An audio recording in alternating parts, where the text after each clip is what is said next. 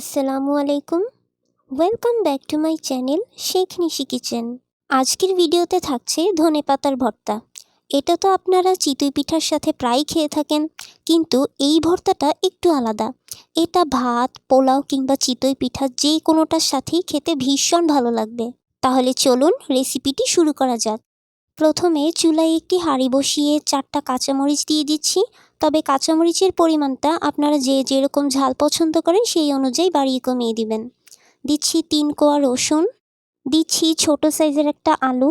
আলুটা দেওয়ার কারণ হলো ভর্তাটা যাতে একটু মাখা মাখা হয় তার জন্য। দিচ্ছি পানি।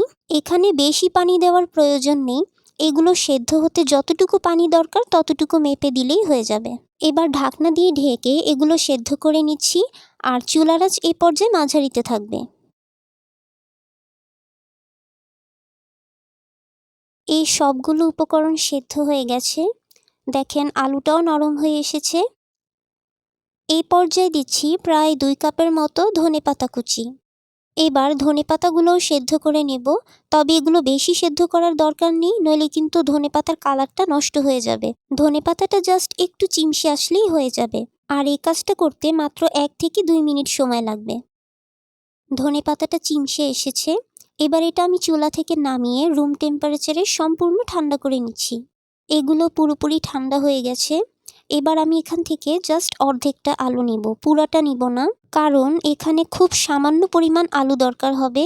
বেশি আলু নিলে আবার ভর্তার টেস্টটা নষ্ট হয়ে যেতে পারে। তো এবার আমি এই সবগুলো উপকরণ একটা ব্লেন্ডার জারে নিয়ে নিচ্ছি। এখন এটা ভালো করে ব্লেন্ড করে নিচ্ছি। ধনেপাতাটা ব্লেন্ড করে নিয়েছি।